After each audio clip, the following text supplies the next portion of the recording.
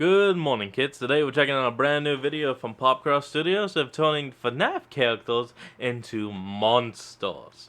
Now, it just says monsters, so, he didn't say like Monster Hunter monsters or anything like that. So let's hop in and see how these animatronics become even more monstrous. The newest Five Nights at Freddy's movie trailer made me realize that it's been way too long since I did a FNAF-focused episode. I mean, the last one was the FNAF Zombie Apocalypse video, like 9 months ago or Yeah, something. I remember and because that. I've already turned FNAF animatronics into dragons and mech armors and a few other things, I wasn't sure what Classic. angle I wanted to go with this episode. So I thought I'd just do the same thing that I did with Rainbow Friends a few months back, where I take some of the characters out of it and turn them into a whole bunch of different types of monsters. So let's see how that goes, shall we? Let's go.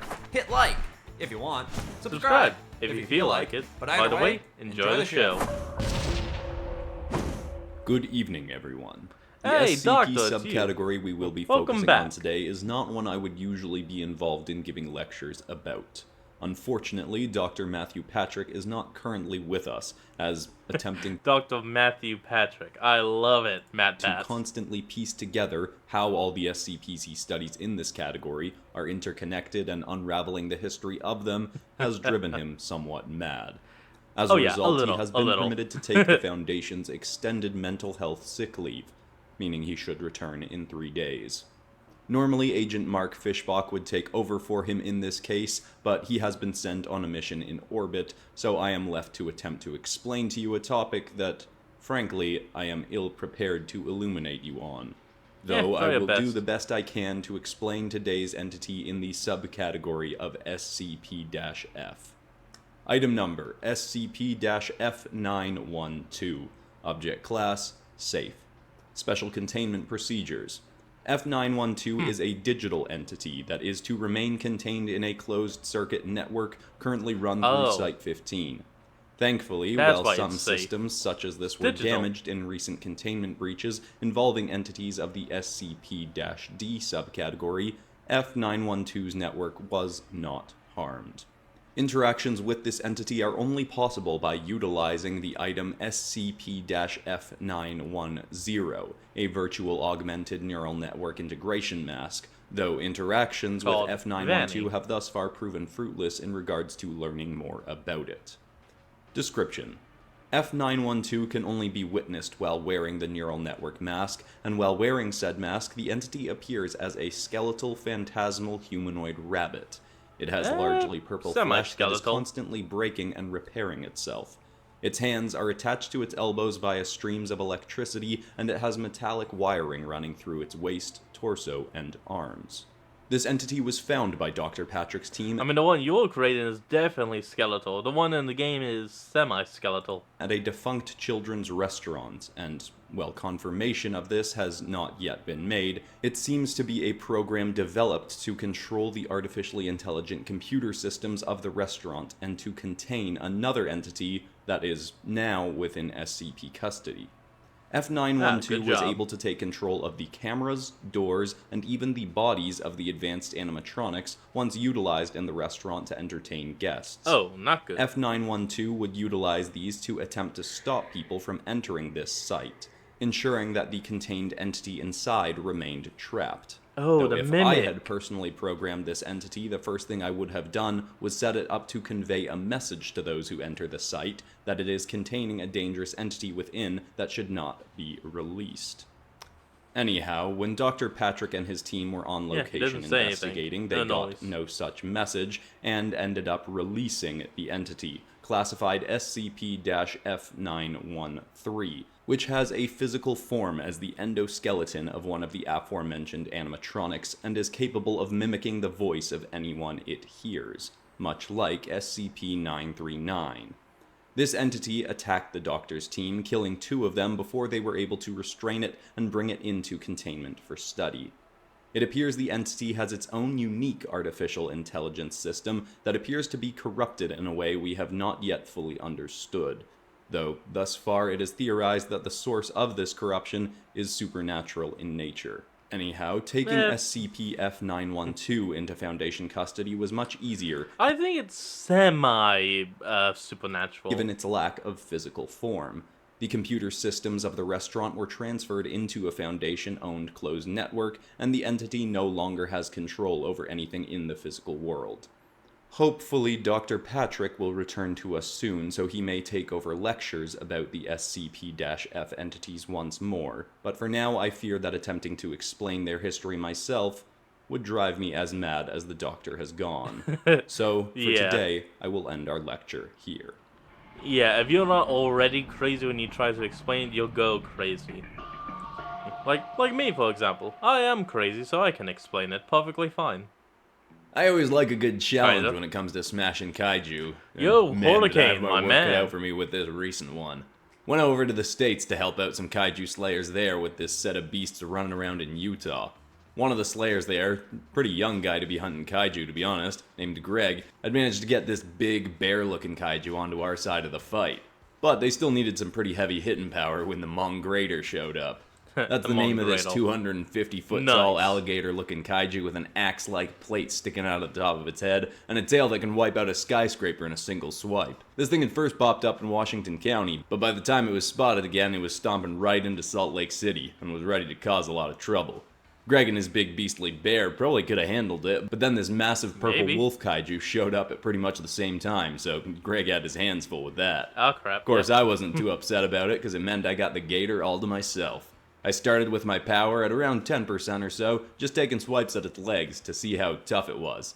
And man, was it. Swipe. Real aggressive kaiju, too. It stomped on me, smacked me with its tail, and tried to chomp me in its mouth about 20 different times. Eventually, I realized I was going to have to go pretty hard to Ooh. take this thing out, so I gave it a 70% power hurricane hammer punch right to its jaw. Dislocated it, but wasn't enough to take the thing out.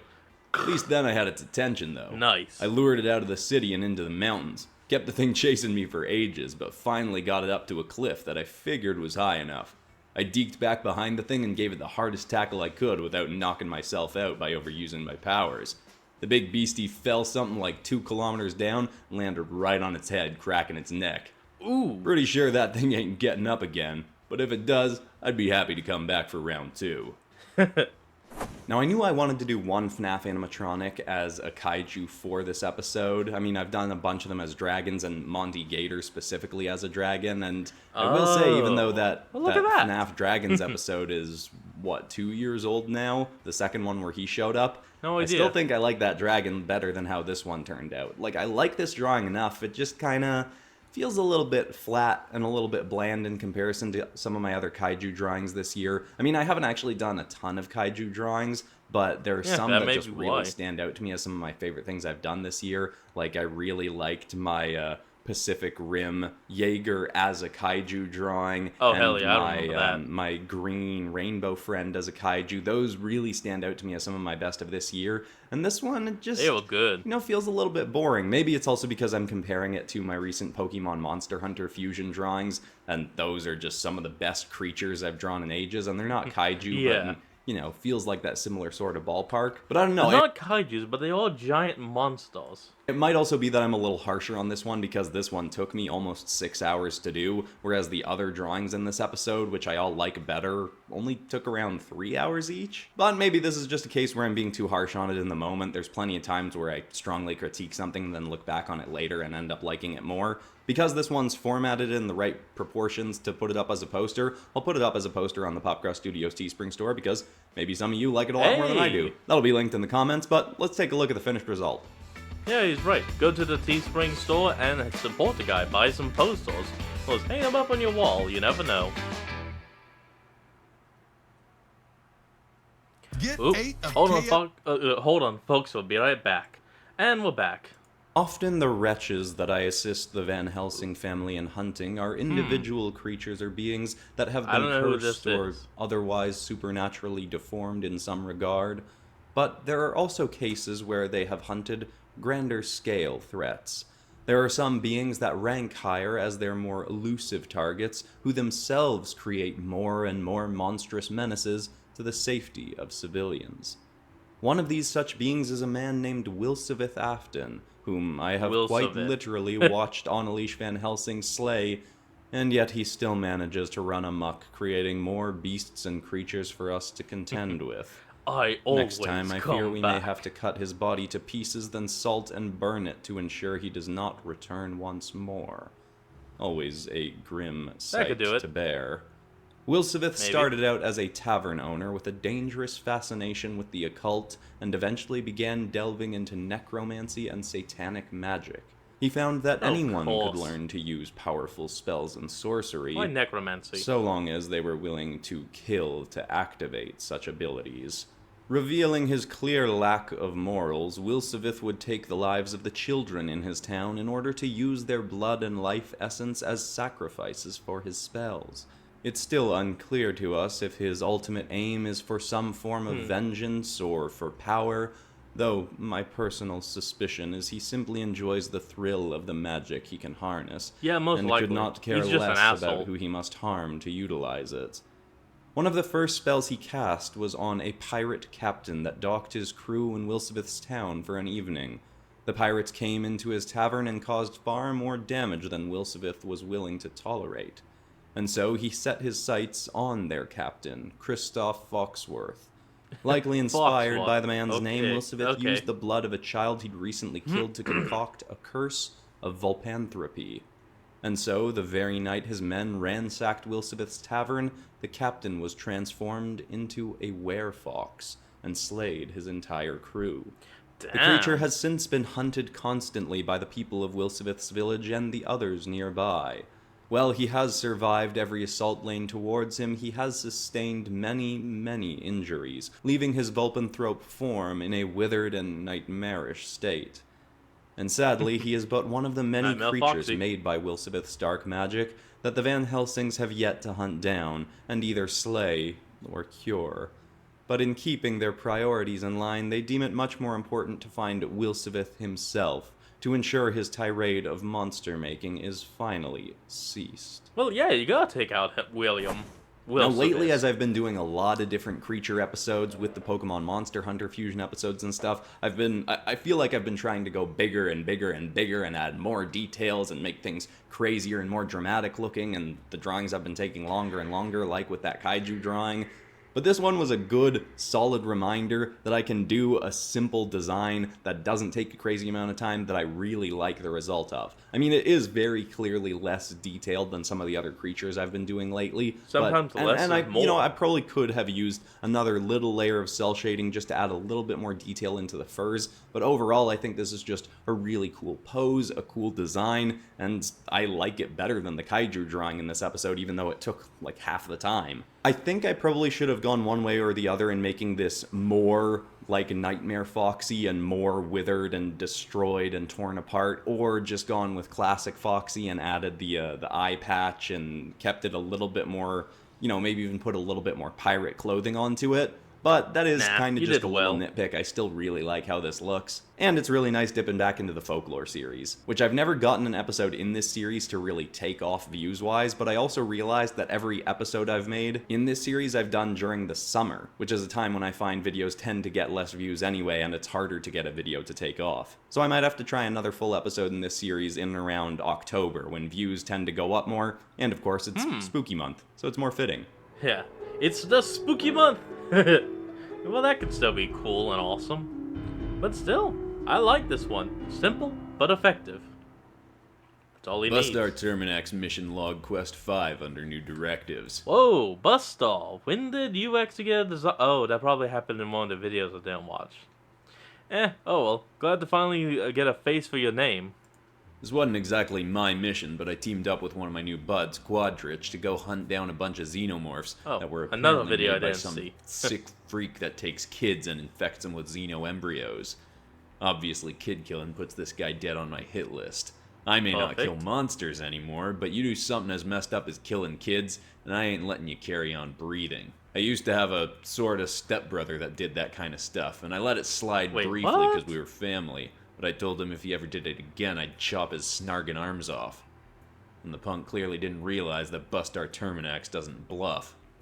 Anyway, we didn't find this guy we were looking for, but gotta we hear did about manage to your hunt family. down at least one of his creations, out in this space station on Cawthon 5. We're still thinking there's a bunch of other Xenos running around nearby, because there were a few bodies that clearly had Xenos leap out of them, but we were only able to find this one and get it into a transport cell. It's got a pretty bright red and purple hide with some extra tough armored plating. The plates on its head can close off to block its mouth and protect its face. But what I really didn't expect from this thing was that it didn't just have one of those second Xeno mouths inside its regular mouth. It had an even bigger one like a claw that could pop out of its chest. That one nearly got you, didn't it, Quadrich? Didn't think a Xeno like that would be able to take on a guy with Tetramandan Tyranid DNA like you. Nakisto nana twista. Jeez, you got a mouth on you, bud. I was just cracking a joke. Is he actually mad? Hey, Chip, can you go check on him for me? Will do, Bustar. While I am your personal emotional say? support companion, I will do all I can to assist Quadrich as well. Thanks, Chip. I'll chat with him when I wrap this up. Anyway, to be totally honest, even though I'm glad I'm not killing the stuff I hunt anymore and taking it to the nature preserve instead, felt a bit twisted keeping this one alive given it burst out of the chest of a kid. But I know it wasn't the critter's fault, it was just going through its natural life cycle. Makes me all the more ready to find and take out this guy, whoever it is that's making these Xenos, though. Dunno if Quadrich and I'll get to him before some other bounty hunter does, because I'm pretty sure a lot of folks are after him. But I tell you this, if we get to him first, I ain't bringing him in alive. Good. Now, because I've been having so much fun with my Alien and Xenomorph and Bustar Terminax episodes, I knew I wanted to do at least one Xenomorph in this episode, and the decision to use Circus Baby was admittedly a little bit arbitrary, yeah, a little but strange, I did like the but idea not of bad. getting to work with the faceplate that can open up, though I don't think I did anything super interesting with it in that. I don't think in this drawing it's one of the more interesting elements. Overall, I do like this drawing, it's just that specifically doesn't really stand out to me as one of the particularly cool parts of this. I think I probably did something more interesting with that when I did the Demogorgon from Stranger Things as a Xenomorph back before my Bustar Terminax series even started. I think it was the first full Xenomorph episode I ever did, Famous Monsters as Xenomorphs. But anyway, overall I like the design of this one. I think it gets a little bit clunky at parts. Like, I think it could have made it a bit better if I made the neck longer so that the busyness of the head didn't blend into the busyness of the chest and shoulders. But overall, I still think this is quite cool. And I love when there's a random episode like this that I just arbitrarily decide to use as a way to throw in some significant Multiverse Tales lore. A sprinkle of this, a dash of this, and just a pinch of this before dumping in what's actually meant to be. Like Bustar's little mention of what he did to his half-brother, but, you know, that'll probably also get elaborated on further in a proper Multiverse Tales episode. Anyway, let's take a look at the finished result of the last drawing today. Alright, and boom, there it is. What would you call it? Baby morph? No, Xeno Baby. There you go. It's not bad. If you enjoyed this, I Not my highly favorite, but recommend it's not checking bad. out my Five Nights at Freddy's Zombie Apocalypse Story episode. I know it sounds like a weird concept, but I think it's one of the best episodes I've made. And if it starts getting traction again, maybe I'll finally make that sequel episode. Also, all the high-resolution art and inks from this episode are up on the Popcross Studios Patreon, where art and inks go up a day before a video is released. But besides that, that's all for today, except of course for ending this video on some kind of positive or inspiring note. And the thought I want to leave people with is a quote I read earlier this week that says, "Growing up is realizing how many things don't deserve your energy. You get to decide what you focus your attention on, and while a lot of things in our world will try to draw you in a fearful and hateful direction, the more you choose to focus on things that benefit you and the people in your life and the positive things in your life, the happier and better your life is going to be." I hope that's inspiring. I love you all, and I'll see you in the next episode on Monday. Goodbye. Well, I gotta say, that's both an interesting note to end it off of, and was a pretty interesting video. Anyway, folks, thank you all for joining me in today's episode. Remember to like, comment, and subscribe for more. Link to the original will be in the description below, and I'll see all you folks next time when we flick on. Peace out.